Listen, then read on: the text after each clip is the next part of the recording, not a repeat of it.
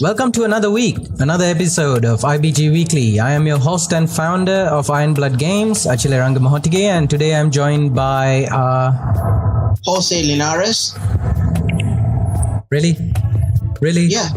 You're gonna say Jose's name? You're not gonna let Jose say his name? I am Jose. I'm Jose. No, you're not. I'm from Venezuela and I support Maduro. Oh, great. We're gonna start this shit again. Give me a second. No, come on. Keep it rolling. Come on. It's funny. All right. Welcome to another week, another episode of IBG Weekly. I am your host and founder of Iron Blood Games, Achille Rangamahotige, and today I'm joined by... No one. I've been watching too much. I mean, I've been watching too many Game of Thrones. Okay, anyway, I'm Stanny. Guys, hey, what's up? I'm Jose. Hi. Not the other dude. Is it Jose or Jose? Jose. But I say like Jose because, It's easier for everyone. Oh, okay. Yeah. He made us stupid by saying he's stupid. Yeah. Tricky. All right. So today we'd like to start off our podcast by saying a thank you to all the people who played Contortion. We really enjoyed reading all the comments and your experience. And we really hope you did enjoy it. The game does have more to it than it seems. There is... What it seems, yeah. There's a lot hidden in there. If we can all figure out what it might be hinting at, it'll be awesome. And we just combed through all the comments, even in your videos. We watched them all. We love them all. So thank you.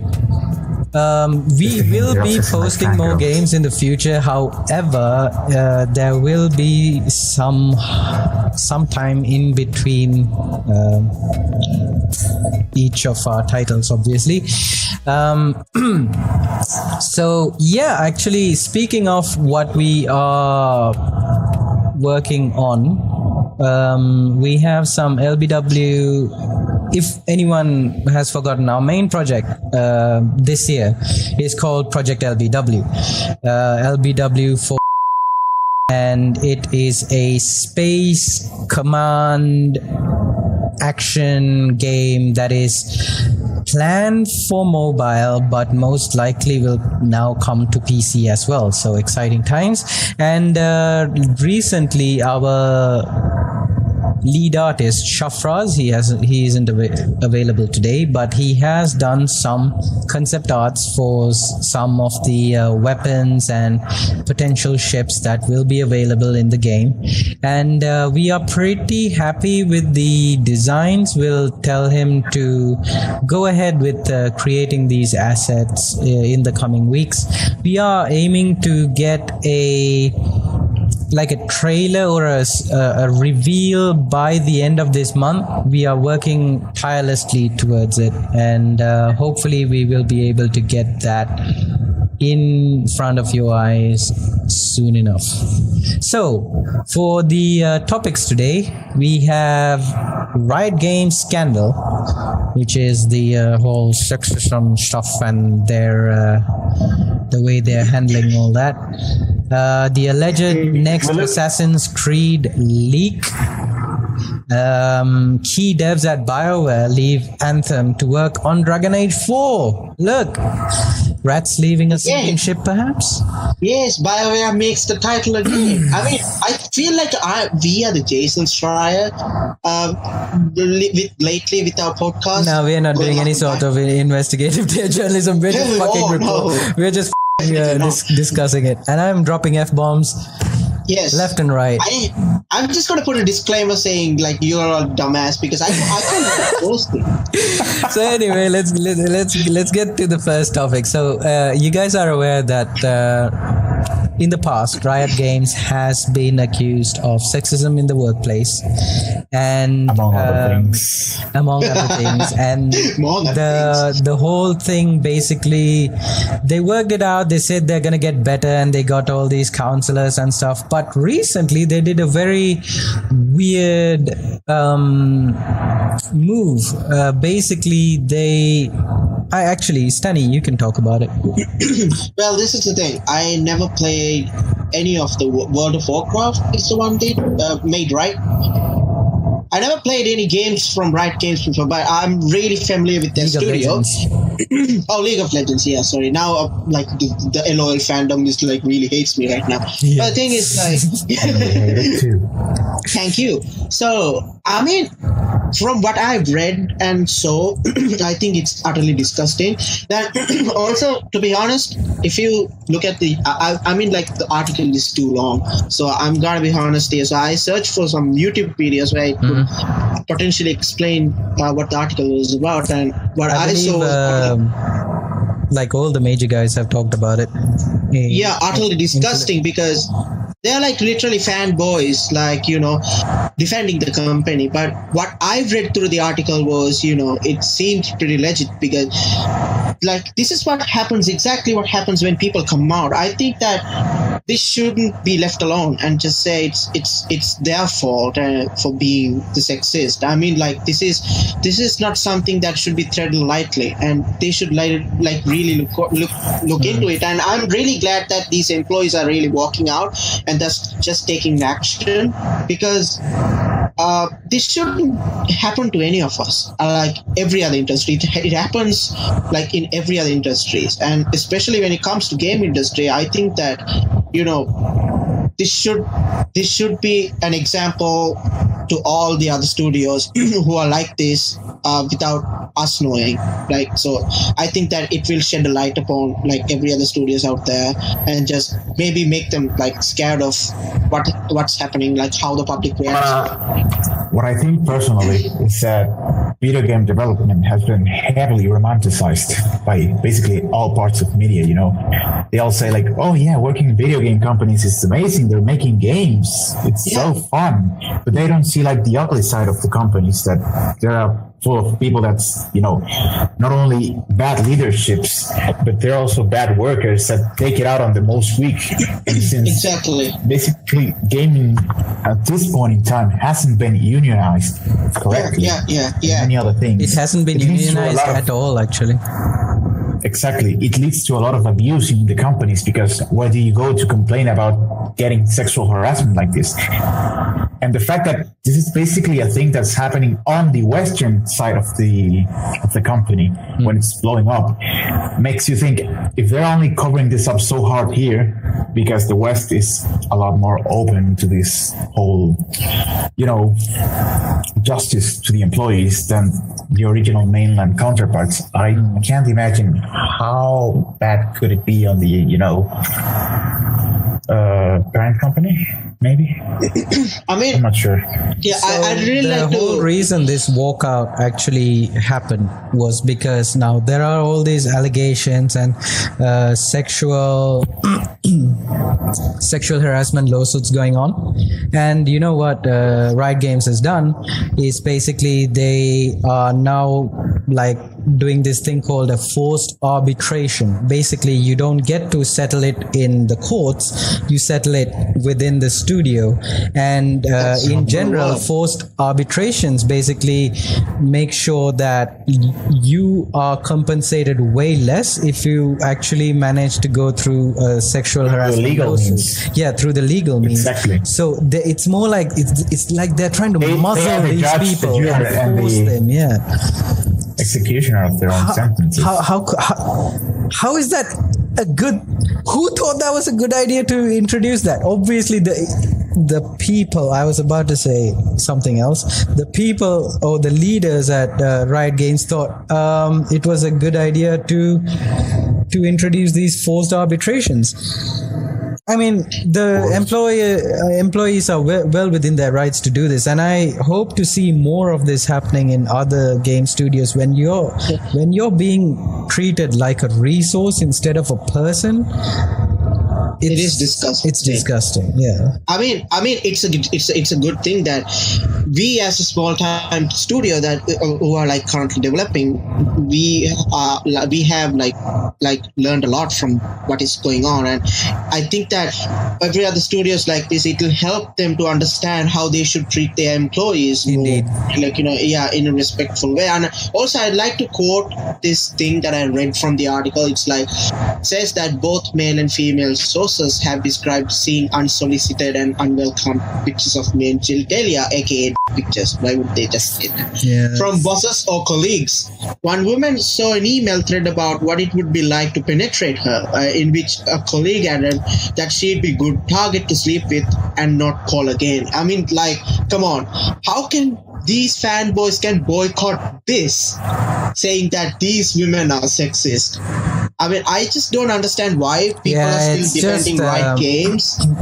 Because fanatism, it's a bad drug. It's one thing is fanatism, another thing is that they are just misinformed. They don't know the story properly and they just let their emotions out. Now, I'm pretty sure all the people who actually back Riot Games, if they actually read these articles and the proof, they will realize they just embarrassed themselves in the internet. And I mean, it's the internet, right? You're just an ambiguous, an anonymous person. Thank God we won't remember your name, right? So, yeah. So, but another thing in the internet is whatever you type in the internet, it stays there forever. Someone will find it, and someone will. What happens in Vegas stays in Vegas. People are willing to humiliate you, and you just made yourself a target. Well done. You played yourself. Anyways, let's move on to the next topic, which is the alleged Assassin's Creed leak. Did you guys actually buy it when you saw the leak? Well, actually, at first, because shall I go ahead if that's okay? Yeah, go on. Halfway through, because Yeah. So now, basically, this is the thing. Every year, I get to know what's the next Assassin's Creed game is going to be, not on E3, but months before the E3 reveal, because it's the leakiest franchise in the history of gaming. Because it seemed at first I thought it would be legit because all the information it offered. For example, it said that it's also like, if you read the article that I've sent you, it's seriously like super cool and it really gets you excited. And the assets actually come from, have you seen this Unity demo? It's called the Blacksmith. Oh yeah. So what happened was it's actually some guy decided to make like a Viking thing using those assets, and he just created this thing. But from what the information has leaked, it seems to be like it's going to be Assassin's Creed Kingdom, and it's going to star this guy named Ragnar Lodbrok. Is going to be forming the Great Heathen Army, which is like the Scandinavian part of things, and it's going to bring back hope. And basically, it's going to focus itself on the period of time when the Scandinavian tribes. And also, it's going to be super interesting. It's going to be like super interesting. I'd say that I actually take it. That's what I'm trying to say, because it's the leakiest franchise, and what I'm thinking is that E3 is like months away, and just Ubisoft is trying to say, "Oh, look, guys, it's fake. We are just going to do the reveal because it's not real. We're just going to do something that's almost the same." And maybe totally. Yeah, it's not. So just don't believe it, okay? We just never leak things. Actually, Ubisoft is trying to get the attention because they have seen. I think that marketing team has learned a lot from all these leaks because it just takes the focus away when the reveal actually comes in. So I think that it's kind of some kind of strategy, but I'm not sure what's going on. Let's just say I'm just holding judgment. I'm just gonna assume that the people working in Ubisoft, the people who are working on the Assassin's Creed games, are just so excited about their title. They can't keep their mouth shut. This tell to their friends and all that, But and it come just on. spreads out. I think can that's understand. kind of a bad I don't think leadership. that's actually real, because when they work at video game companies like that big, they usually have to sign NDA agreements, non-disclosure pacts.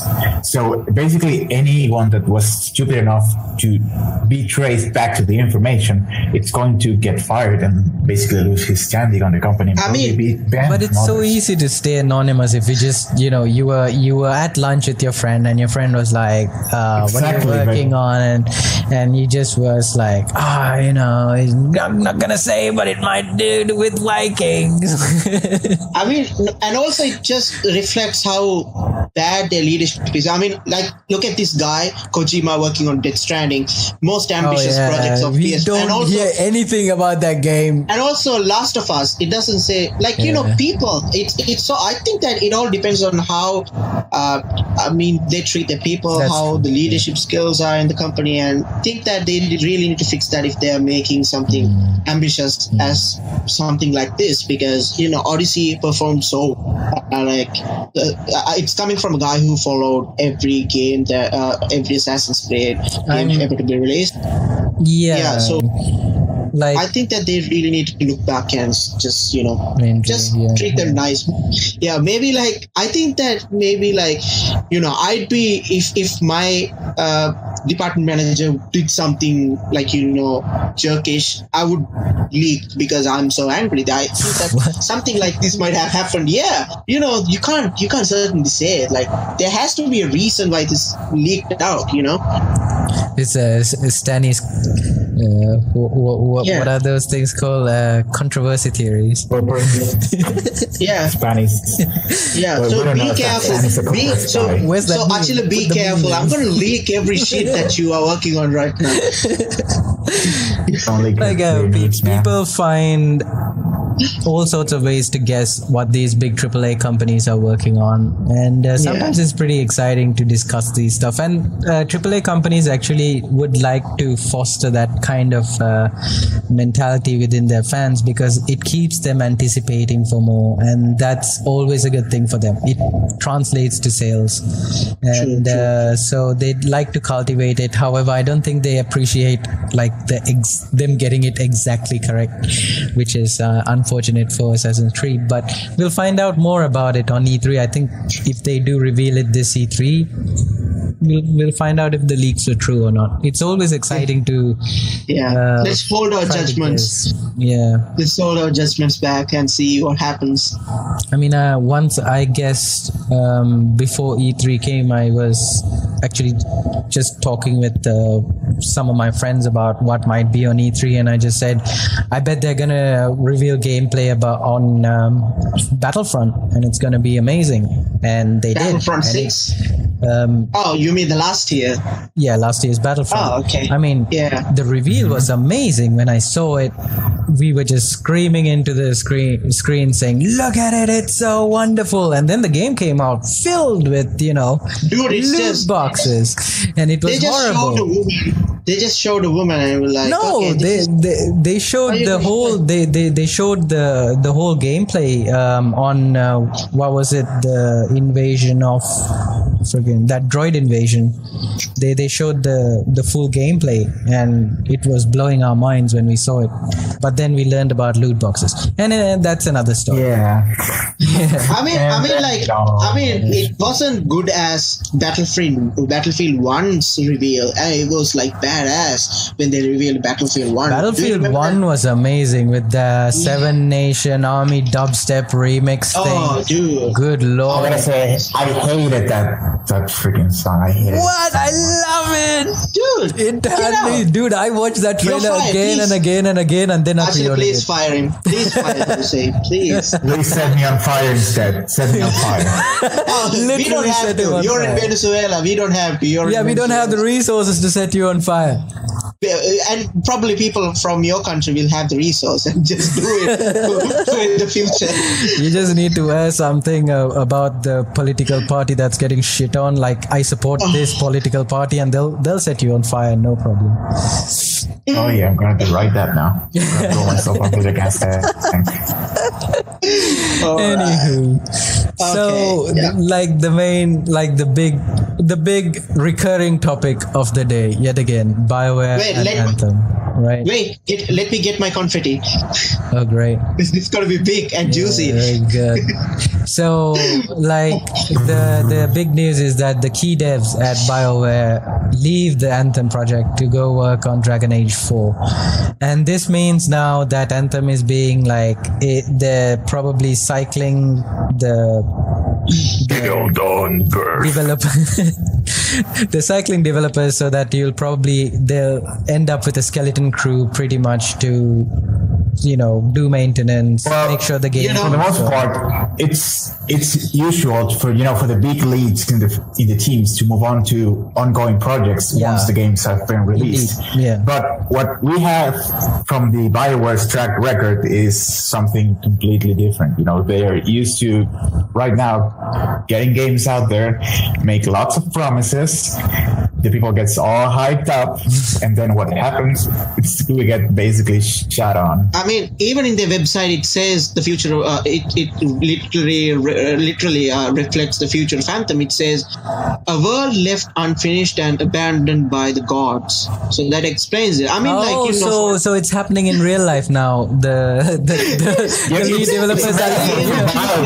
It's a metaphor. Yeah, wonderful. They're actually playing to the freaking lore of the title. Well done, actually. Company. I mean, okay, for an example, really need to address it. Okay, so they announced Act 1. It's called, they named it Echoes of Reality.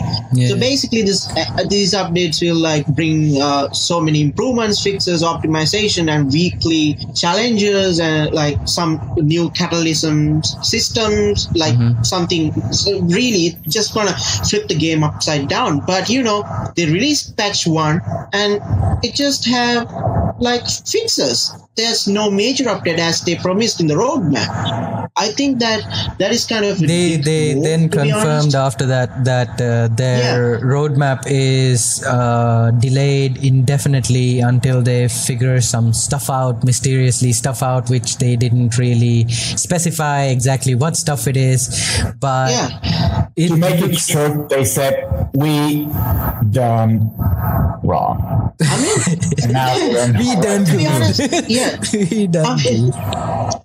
to be honest, I gotta say that Sean Moray, we discussed this on one of the podcasts earlier. Yeah. So, that guy literally stopped talking and just vanished on the face of the earth. And he just waited and he got his shit together and he fixed the game as he promised. I hope BioWare really learns a lot from that studio and just fix their shit together. I know that BioWare is a veteran in the industry, but still.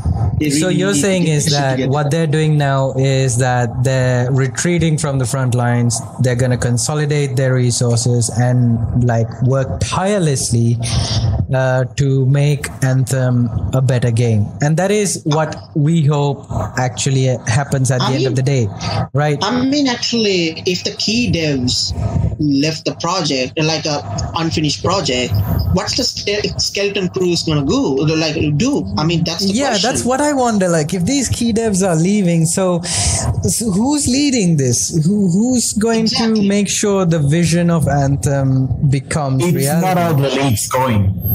I think it was the game director and somebody else mostly. Okay. But they have other event directors, and they're going to take over. So they must be able to. It's like they're switching out the hierarchy inside of the development team. I see. And somebody else is going to. I'd like to believe in BioWare that they can get their oh boy, together. You got a lot of faith. I want to believe in them. Boy. These guys are the people who created, KOTOR and all Mass that. Effect. So the Mass Effect series, but the third one they kind of messed up with the ending. Fourth one. I still have to play Mass Effect 3 actually. I went did. on a binge I played it. I loved it, but I wasn't too happy or satisfied with the endings because they weren't that great. But then Mass Effect 4 came, and I'm like, thank God Mass Effect ended with Mass Effect 3 for me. I didn't have to go on to 4. Dude, I mean, like, imagine the first-time players. It just makes a bad impression on such a great Mass Effect. I mean, the visuals are nice on Mass Effect 4 when they patched it and fixed all the weird animations and all. It's all great, but the storytelling wasn't that good. I mean, it doesn't matter if they fix it because, like, with all those resources and just went into like total failure on the launch. So it doesn't matter if they're making it good.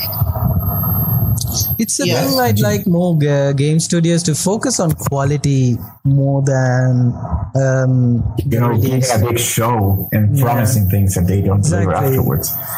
I feel like Anthem is going down the path of Destiny, Well, more or less, Destiny is stable and it has a player base, but Anthem Exactly, but do you remember what happened when Destiny first launched? It had such a different thing, which at first it seemed amazing, but the game tanked so hard that they had to keep releasing expansions that not only were they paid for, but they were basically forcing the player to get them if he wanted to experience what he has been promised beforehand, Yeah. So when, I mean, it always happens when it comes to open world games. I mean, like, if you make an open world game, it's going to be a lot of challenges and they have to be ready for it. Only company that does execute a perfect open world is, like, in my opinion, is Rockstar. No one does it like Rockstar does. I mean, they like upright perfect. I mean, kudos to their quality assurance team.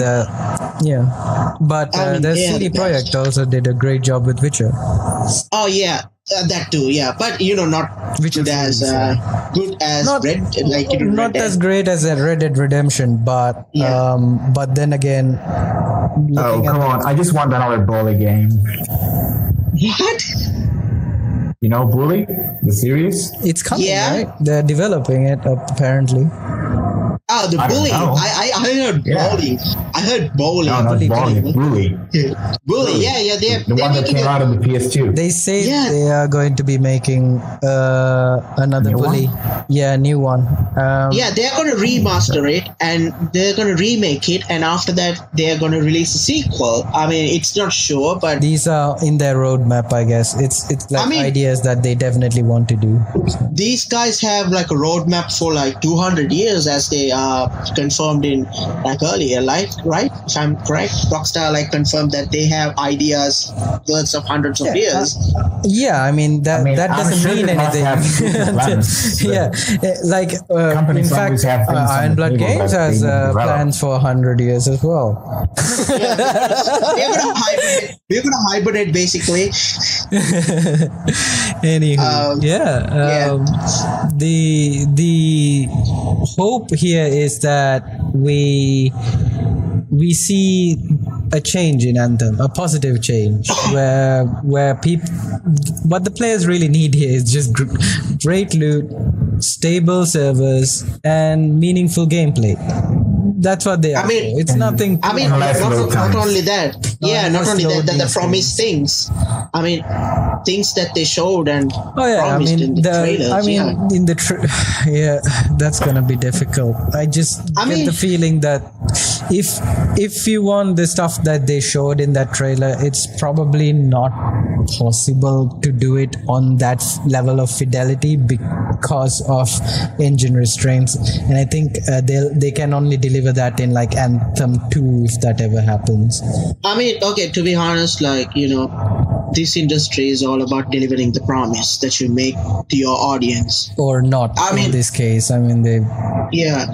So I think that other studios, they learn from what happened here. I mean, this is not the first time that's happening to BioWare right now. So like it happened with Andromeda and again with Anthem. So that's why people can't really forgive BioWare for it, what it had done, because people literally thought that BioWare may have learned from their past mistakes which is Andromeda, and came Anthem, and it's like yada.